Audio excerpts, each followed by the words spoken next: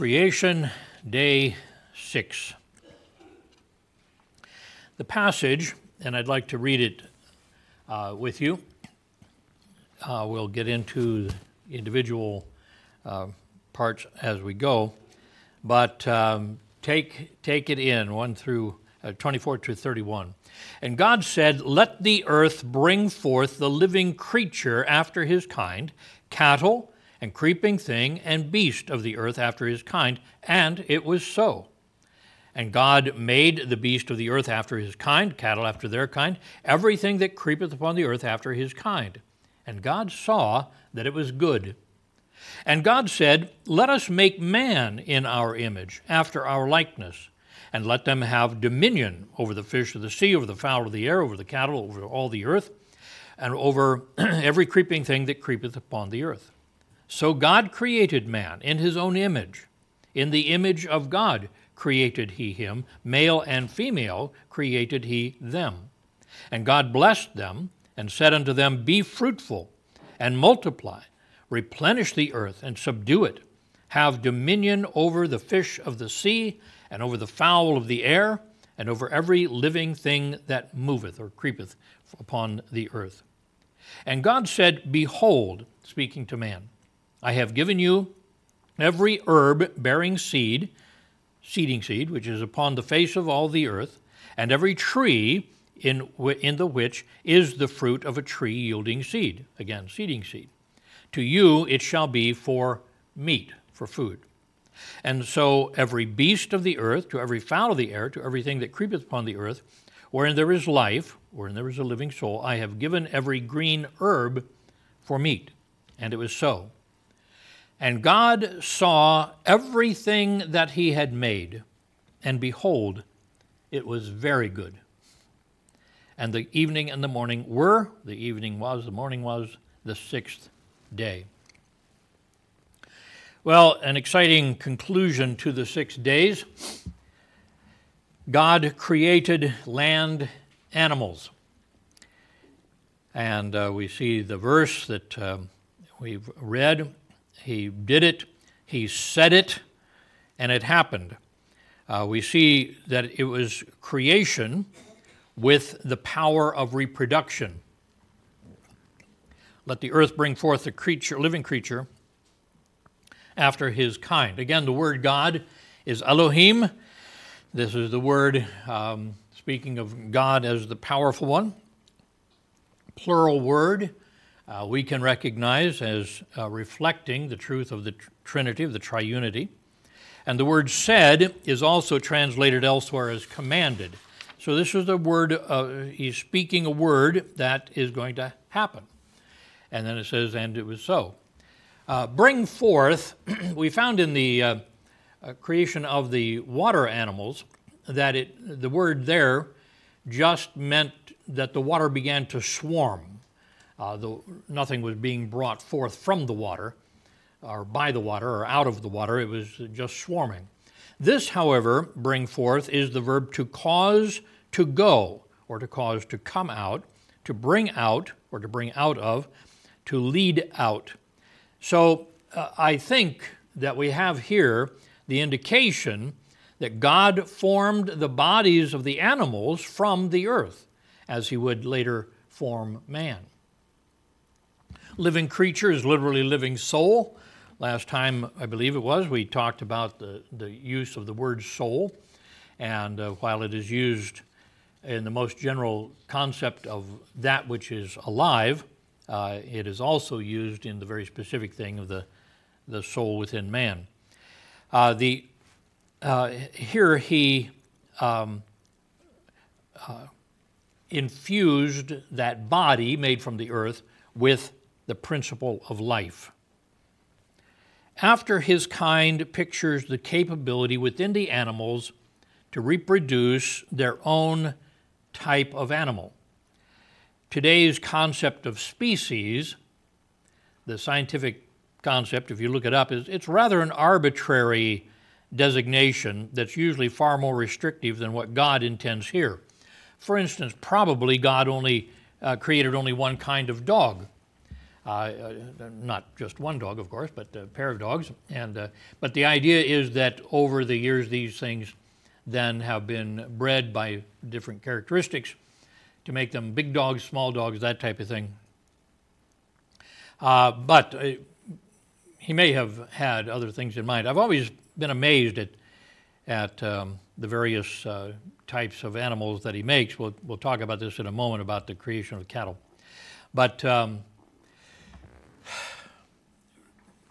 by contrast, evolution says that these things were not made according to their kind. It's just that it's all emerging.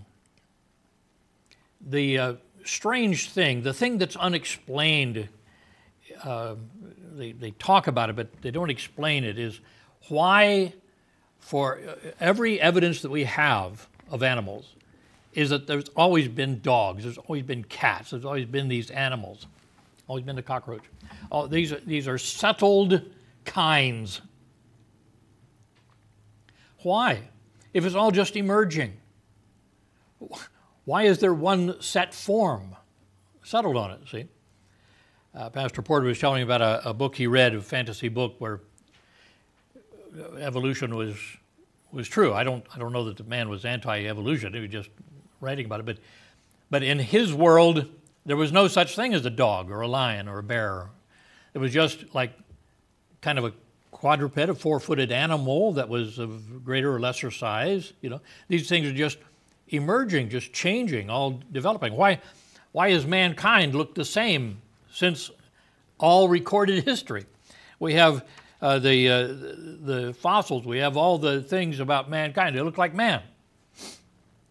Why doesn't he look different? Why isn't he emerging? Why don't we have various forms of man, you know? Third eye developing, better location device, larger ears to hear better, my sweetie. Who knows, what locks it into this position? This is the way God created it. This is the way God created. Secondly, we notice that he creates the creation of cattle. This is Strong's word 929, behemoth. Part of that we find in behemoth later in the book of Job. But God uses this word to refer to animals in general, but of flock animals in particular. So when they would gather together their flocks and move, this is the word that he used, that they took their animals with them. They weren't taking lions and tigers and bears, oh no. They were taking their flock animals. So we are justified, I think, in seeing this designation that this is the domestic animals. He created the domestic animals. It's been amazing to me to realize, like talking about dogs, the shepherding dogs, the border collies, all these things. I don't know if you realize this, you don't need to teach these dogs to do this. You have to teach them what they're to do or how to do it with this particular thing, but just let them loose untrained, and they start gathering these animals together. They're herding animals. Why? This is a helper to man who is raising sheep or cows or whatever. God built this within them. The domestic animals were created. I don't know about dolphins, whether they're considered domestic or not, but my wife and I were interested to notice that we were taken out on a boat trip in Florida, where often dolphins, and we found them together doing this, diving out of the water and going back in. I thought they had to be trained for this, but they should do this. It's just fun. What's going on up there? Let me visit this world of the air, And but the amazing thing to me is that the stories of seamen lost at sea, the ship sinking, they're in flotation devices or bits of debris or whatever, and the sharks start coming over and over and over again. I've heard these stories of the dolphins that come and fight off the sharks, protecting the men. You know, how do you explain something like that? How did that evolve? These are, perhaps they're domestic animals, I don't know. But God did this with the concept of being a help to man, being sustenance, later being the wool, things like that, for man. Then the creation of creeping things, that says it, creeping. The Strong's 7431 remes, God uses this word for any animal that moves. The creeping is not necessarily creeping, but moving, but especially all of the smaller creatures, and it's often used of things like insects. The psalmist, however, includes the water animals, Psalm 104:25.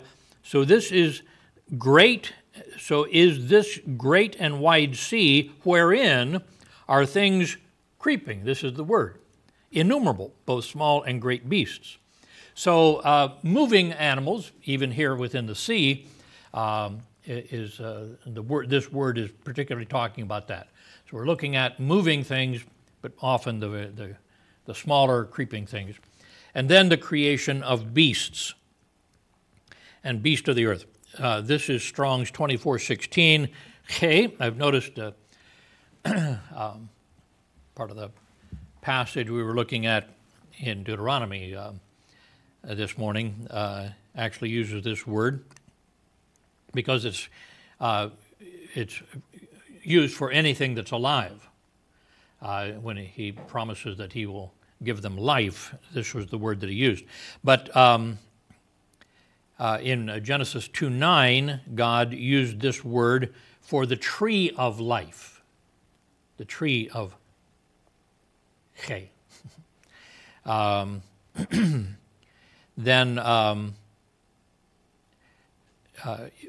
I think in this list, you have the domestic, you have the little creepy things. So I think in this list, it seems to indicate the remaining forms of animals, the wild beasts.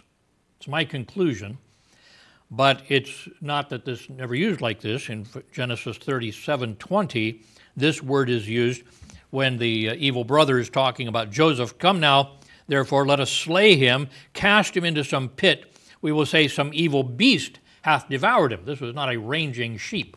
You know, this was some wild animal that they could blame it on. We shall see what will become of his dreams, mocking evil men. So he creates it, and with these varying categories, as well as keeping them within their kinds, he creates it, and the creation was satisfactory. And God saw that it was good. This was what he wanted. This was what he planned. This is what he intended. And everything that he had said, it was so. We find a departure now. All before God said, and it was so. Now we find a departure. So my second point is this: God conferred with himself before making man in his image. We find something new here. And God said, let us make man in our image, after our likeness.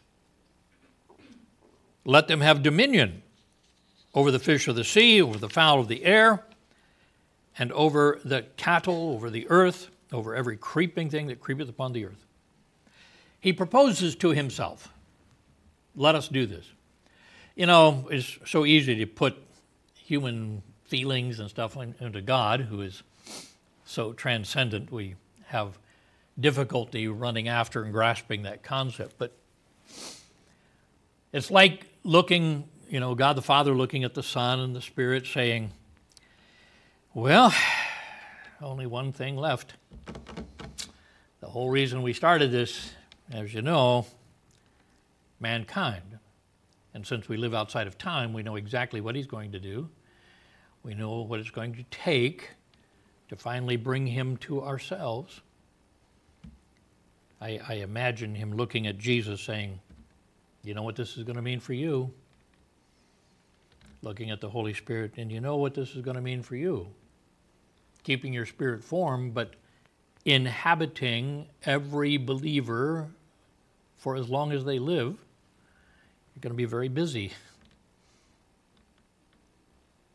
What do you think?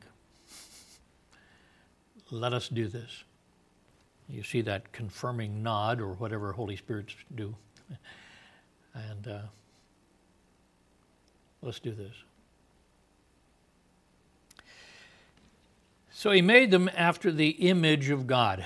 Oh, what is this? The image of God. God uses this word for image in a general sense, things made in another likeness, something that looks like something else. He uses it directly after this passage. He uses it several times in this passage. But after this, he only uses it once in the whole Bible. Speaking of the image of God, Genesis 9:6, whoso sheddeth man's blood, by man shall his blood be shed, the murderer shall be killed, for in the image of God made he man. Now this is quite a bit later. It's after the flood, after Noah's flood. But the recognition of how God made man is the reason that man is separate from animals, plants, everything else, that taking his life is condemned by death itself because of this. The word likeness is also generic. God uses the word of man's likeness to himself only once more, in Genesis 5:1. This is the book of the generations of Adam. In the day that God created man, in the likeness of God made he him. This is the only time this is used. We don't find vast uses of this phrase, made in the image of God, made in the likeness of God. It's perhaps because of this that through the ages, in all of theological history, man has never settled the debate about the image of God, at least not to my satisfaction. It's clearly not a physical image. Calvin, I think, was the first one I read that argued, well, because God knew how he wanted to make Christ, he took that image and made man like that after the image of what Christ was going to be. But this is backward thinking, it seems to me, because Christ became a man. It wasn't that man became Christ-like. It's wrong thinking. In the mind of God, perhaps there was something about that, I don't know. But it's clearly, to me, not a physical image, because God is without a physical body. You can't match that. The old theologians seem to be satisfied to speak of man's moral and mental likeness to God. I took that phrase from one of the explanations of what the image of God was. The main problem that I have with this is that the angels also have a high degree of likeness to God, but they are not said to share the image of God. This undoes a lot of what I read about what it means about the image of God. We find that God refers to fallen man as still in the image of God. This is not to say that he's in perfect condition. You've seen great old pagan temples, for instance, fallen into ruin, but you can picture the Angkor Wat and some of these other wonderful places. You see the grandness of the structure that they made, kind of hinting through the great roots and things built up. But fallen man is seen as in the image of God. Again, Genesis 9:6, for who sheddeth man's blood, by man shall his blood be shed, for in the image of God made he man. At least he's referring to post fallen man. 1 Corinthians 11:7, for a man indeed ought not to cover his head. You've seen the Jewish yarmulkes, the men always covering their heads. Christ says, or Paul says about Christian service, don't cover your head, for as much as he is the image and glory of God, but the woman is the glory of the man. So it wasn't wrong for her to cover her head and perhaps to cover it with the long hair. But he is in the image. He is the image and glory of God. Not just was made, but is.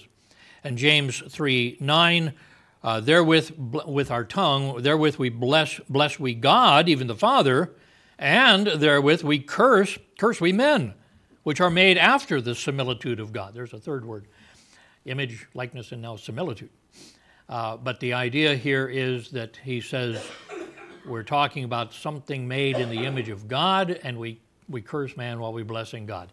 This is the double standard of the tongue. See? Pastor Porter and I were talking about this. I go to him with these analytical questions. We were talking about it. And I thought the best concept that came out of the discussion was, I've heard a lot of things, like God gave man work to do, and God was working, creating, so he was like God. I thought that was pretty slim connection there. But what is the distinction of mankind? It seems to us that perhaps the essence of man's image of God lies somewhere in the fact that at his creation, God intended man alone to share in God's family,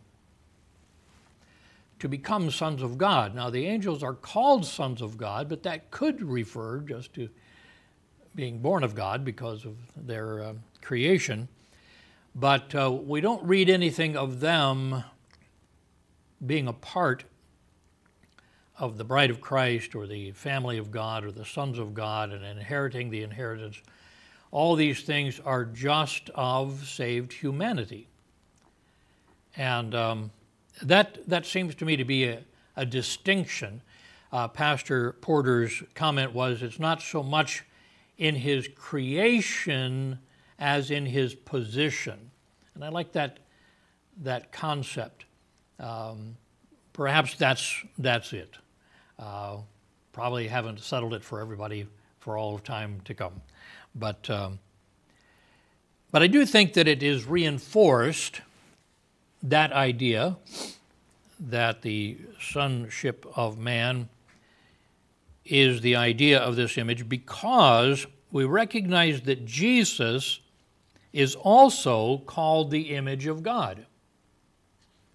2 Corinthians 4:4, in whom the God of this world hath blinded the minds of them which believe not, lest the light of the glorious gospel of Christ, who is the image of God, should shine unto them. Again in Colossians 1:15, who, speaking of Christ, is the image of the invisible God, the firstborn of every creature. And again in Hebrews 1:3, who being the brightness of his glory, Christ being the brightness of the Father's glory, and the express image of his person, and so on. You say, well, of course, he was the image of God. But you see, we are called as Christians to be conformed to his image, and that revealing the sonship. Our salvation involved becoming like Jesus, to be in his family. I remember when it first dawned on me that Romans 8:29 speaks of this sonship, this family relationship. For whom he did foreknow, he also did predestinate to be conformed to the image of his Son. Why? That he might be the firstborn among many brethren, you see. This is the gathering of us to him as brothers, part of the family, to be called sons of God, even as Christ is called Son of God. So this may be the emphasis that we have been looking for, that the image of God is that which allows man to be taken to the very family of God for all eternity. But something else that I think is often dismissed here, or underestimated at least, is the dominion of man. The dominion of man. It's right there. Let them have dominion over all the other creatures, fish of the sea, fowl of the air, cattle, over all the earth, over a creeping thing that creepeth upon the earth. Notice that little phrase in the middle, over all the earth. That's a little separate from all these categories of animals. Dominion here, the Hebrew word is Strong's 7287. Rada is just to mean to rule. Let him rule. Let him rule the earth. I have this sneaking feeling that Satan's animosity to man and his desire to create a replacement for Christ, it seems to me that we can actually look in the old verses about Satan's rebellion. He was a good angel. He was created highest and brightest and top of the line guy. But the indication is that he was seeking higher. There's a phrase that's used of the Messiah about the sides of the north and so on that is used of what Satan was aspiring to. And I'm not sure what that means, but I do think that he would like to be the one ruling it all. That sounds like him to me. And in this, he has a hatred for man because God put him in charge of the earth with this creation. And Satan's attitude was, we'll see about that. Let's see what I can do about that. We find this Hebrews 2:7, thou madest him, mankind, a little lower than the angels. Thou crownest him with glory and honor, there at the creation, and did set him over the works of thy hands. The Hebrew word that we were looking at, to rule, is the same word that's used of the coming Messiah's reign on earth. In Psalm 110:2, the Lord shall send the rod of his strength out of Zion, rule thou. The psalmist says to the Messiah, rule thou in the midst of thine enemies. This is that word. So what Christ will be doing, mankind was doing at the creation. This is a big deal. This is the concept of God's kingdom right from the beginning. This was his way of doing it. Now, fast forward a little bit to the sin and the fall, and therefore the disqualification of him as the mediatorial ruler under God. See, God is giving him the authority. So it's God who is the authority, giving him the authority as a sub-ruler under him. The mediation, the mediatorial ruler. But with sin and his separation from God, he became disqualified. Now, fast forward a little further to the end of the world. Christ returns and sets up his kingdom. But Christ does this as in his human body. It's a human sitting upon the throne, as was intended at the beginning. This is a vast concept, the restoration of everything as it should have been. And why do we find the animals being at peace with each other like they were in the Garden of Eden? Why all these things happening in the kingdom? Because this is the way God intended it in the first place, when Christ comes to rule and reign. Now, obviously, and some have tried to indicate that man is the ruler, Well, we were looking at Hebrews 2:7. Let's look at Hebrews 2:8. Thou hast put all things in subjection under his feet, for in that he hath put all in subjection under him, he left nothing that is not put under him. But now, at this time, we see not yet all things put under him. Now, this would refer to mankind, but also to Jesus Christ as the man, because that's the subject of his topic here. But he's not ruling yet, and mankind is not ruling now. So Christ coming to reign on earth is more than just your particular view of millennial or amillennial or whatever. This is the grand fulfillment of God's original intention for human dominion. We find also that God created mankind to reproduce, and here's that horrible phrase, fill the earth. Oh no, overpopulation, overcrowding, the terrible thing that the earth is facing. So God created man in his own image. In the image of God created he him, made him male and female created he them. God blessed them, and God said unto them, be fruitful and multiply and replenish. The word means fill, not refill, but just fill the earth. Subdue it. How dare man do that? That was a command from the beginning. Subdue the earth. Bring it under your control. Have dominion over the fish of the sea, the fowl of the air, over every living thing that moveth upon the earth.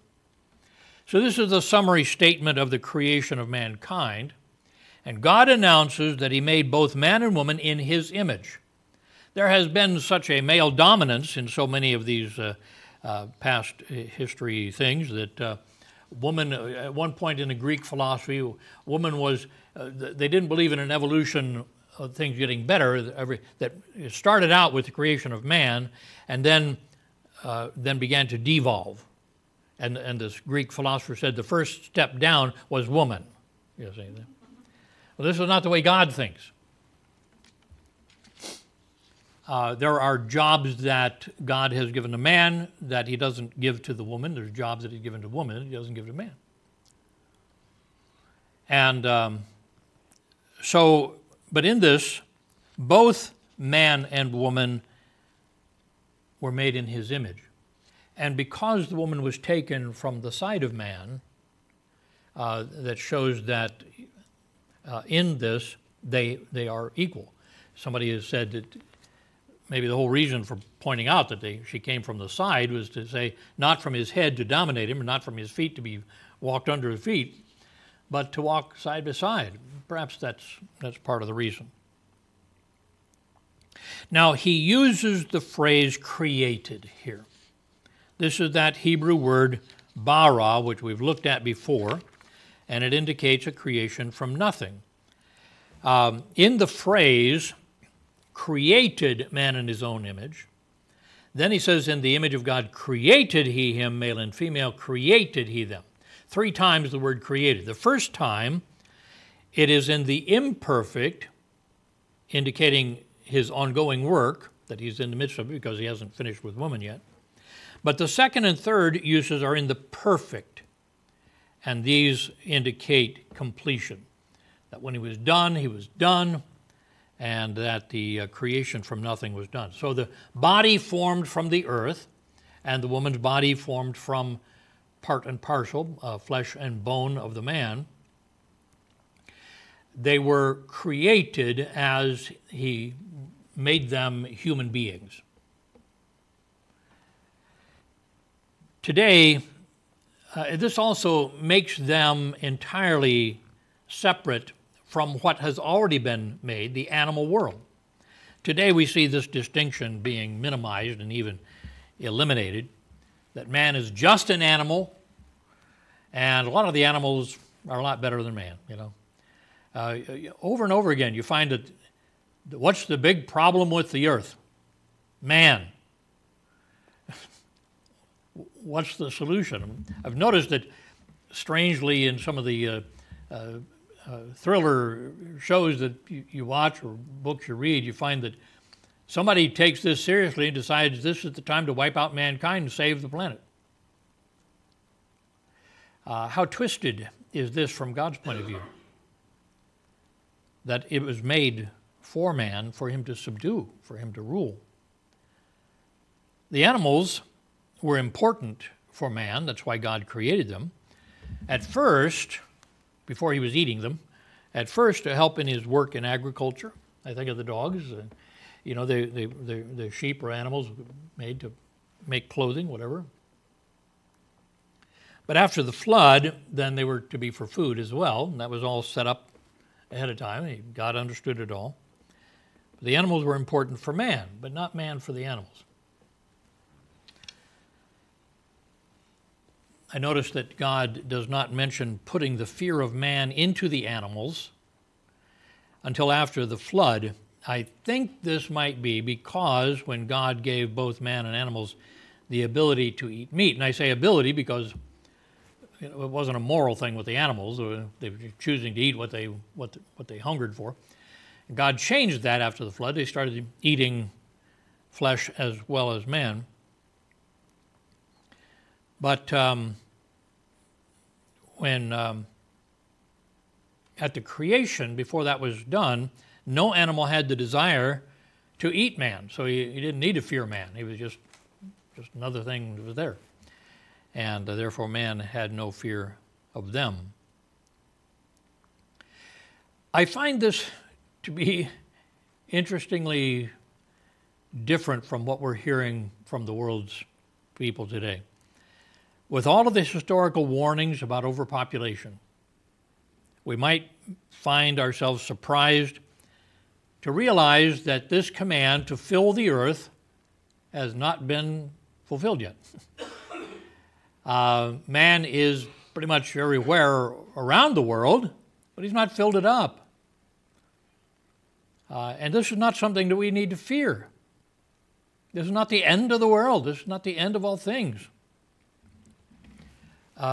Somebody was saying some years ago that Jacksonville, Florida is this huge area, the actual city limits. It's a huge area. And statistically, you could take every human being on the planet, give them a spot where they could stand there not touching anybody else, and everybody would fit in Jacksonville. Might have to move some buildings. I'm not sure. But within the city limits, there would be room to put everybody there. I mean, you talk about the crowd, you know who's talking about, they always show some crowded area in India. People are just standing on each other and stuff like this. Well, give me a shot of Wyoming. Look far and wide. You don't see a person, you know. Travel through those areas out west, you know. The earth is not filled. And there's an interesting thing that happens that all these people worrying about all this never understand. And that is, as man fills the earth, he develops methods to grow, to harvest, and to transport food. You go back to 1700s, 1800s, the person talking about the population growth, and the world's going to run out of food in 20 years. You know, they always say in 20 years. Hasn't happened yet. So. He learns to build housing that's more comfortable, to use his resources more efficiently. This is what happens as he grows.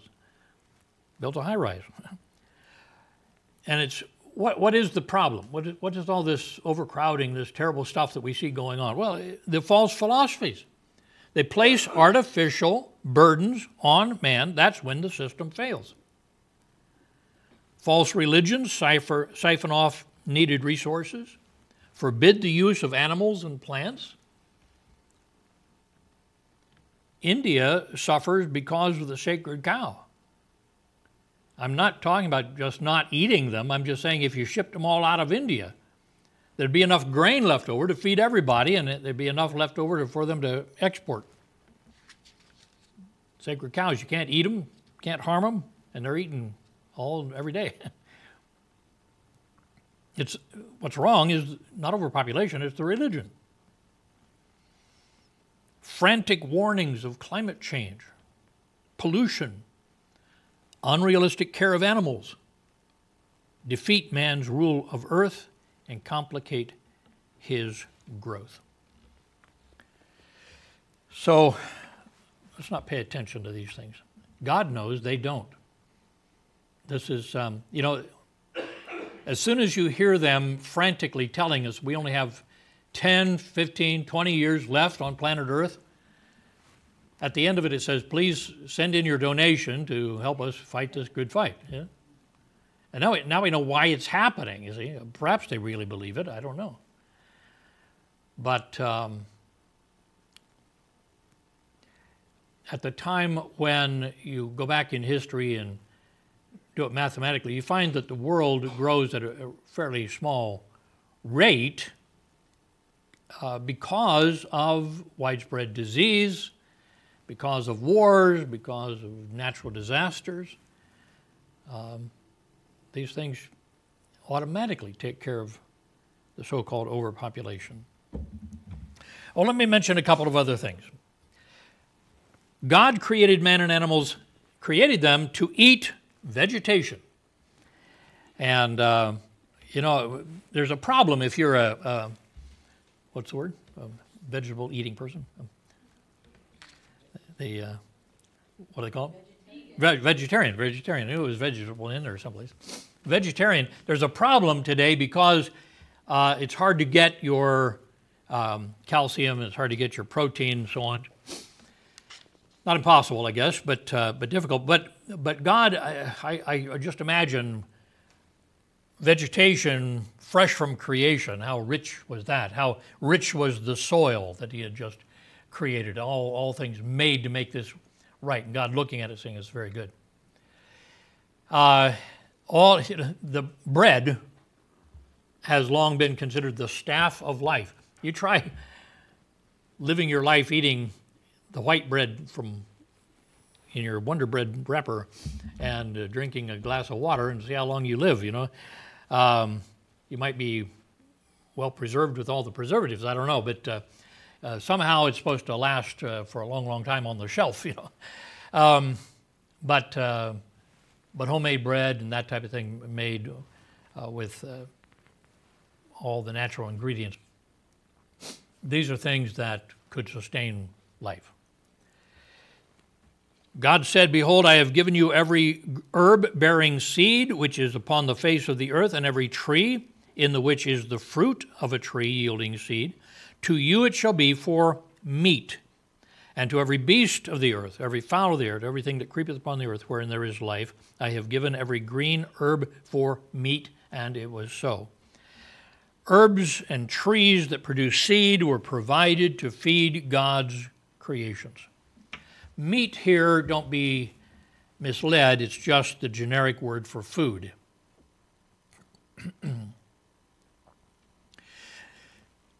At least in the days before the flood, vegetation was sufficient for all the nutritional needs of the hungry.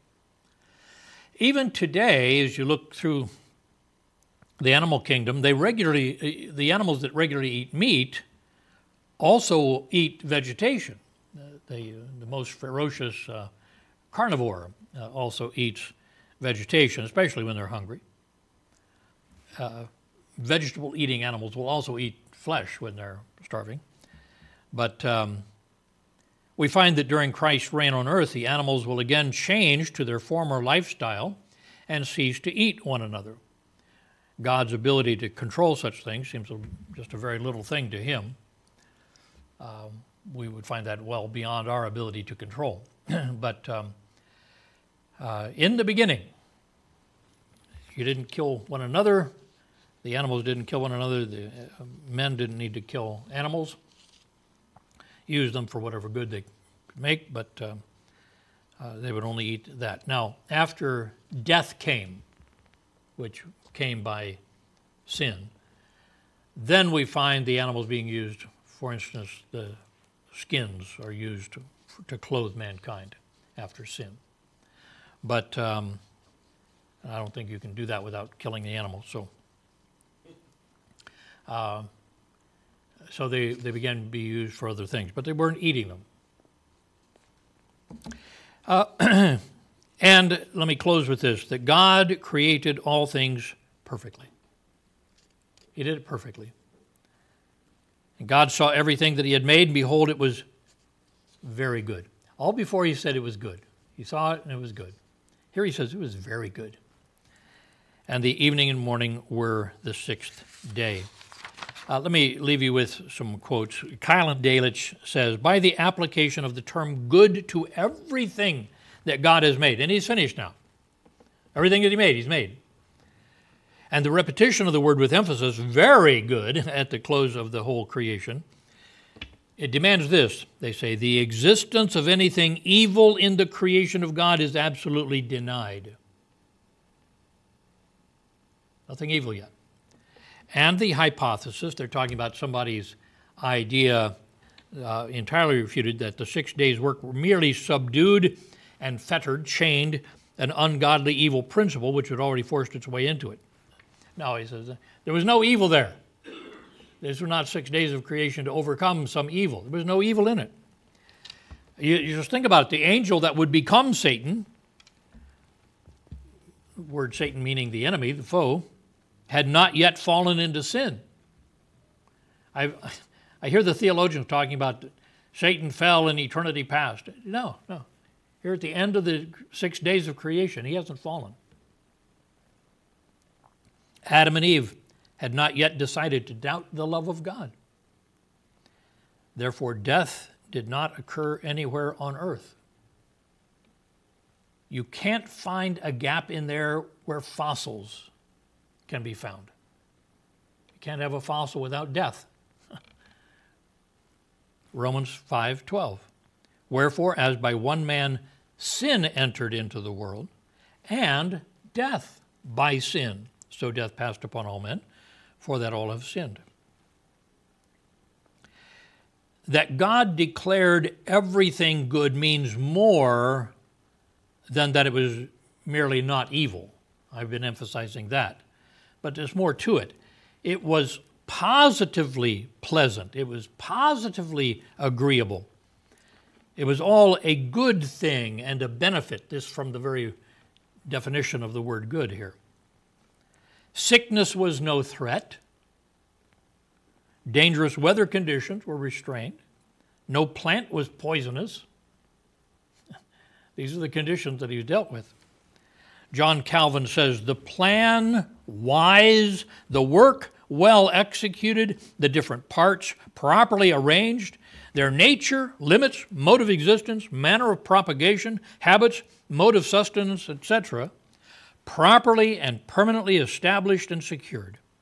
For everything was formed to the utmost perfection of its nature, so that nothing could be added or diminished without encumbering the operations of matter and spirit on the one hand, or rendering them inefficient to the end proposed on the other. And God has so done all these marvelous works as to be glorified in all, by all, and through all. Marvel at his works. Marvel at the efficiency of it. And good old Matthew Henry, he says it's good and he says it's very good. Good, for it is all agreeable to the mind of the Creator. Good, for it answers the end, the purpose of its creation, to fit the purpose for which it was designed. Good, for it is serviceable to man. And good, for it is all for God's glory. And then as he talks about the second part, very good, for now man was made, who was the chief of the ways of God, who was designed to be the visible image of the Creator's glory and the mouth of the creation in his praises. And secondly, now all was made, every part was good, but altogether very good. The glory and goodness, the beauty and harmony of God's works, both of providence and grace, as of this creation, will best appear when they are perfected. Wait till the end, and you'll see the final perfection of it all. And at that point, you'll agree with God. Yeah, that was very, very good. Let's bow for prayer. Father, you've given us this picture of, for you, another day of creation. And we run after your thinking. We try to keep up with all that you are doing in this. All of your purposes laid in the creation of man. That little discussion between the persons of the Trinity. Let us make man in our image and our likeness. knowing what it would mean, knowing what would happen, knowing what it would cost God and man.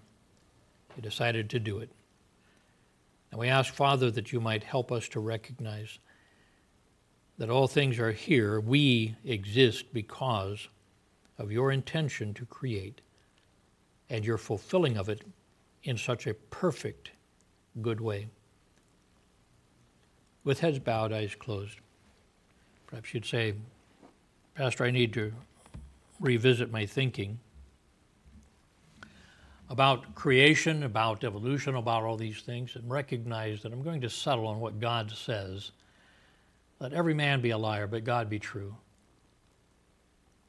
Or perhaps you say, I haven't spent enough time looking around this creation, looking at mankind, and saying, here is that which is worthy of the praise of God. Pray for me. Would you slip your hand up across the building? Pray for me. Father, we bow hearts and minds to Thee, to recognize you have done that which far beyond man to even understand, much less duplicate. We ask that you might help us then to bow before you in the awe and the glory that comes when we recognize we exist at your will, at the exercise of your power. So we thank you for the Word of God that tells us these things, that shows your intention as well as your accomplishment. And we bow before you. We humbly submit ourselves to Thee. And we pray it in Jesus' name. Amen.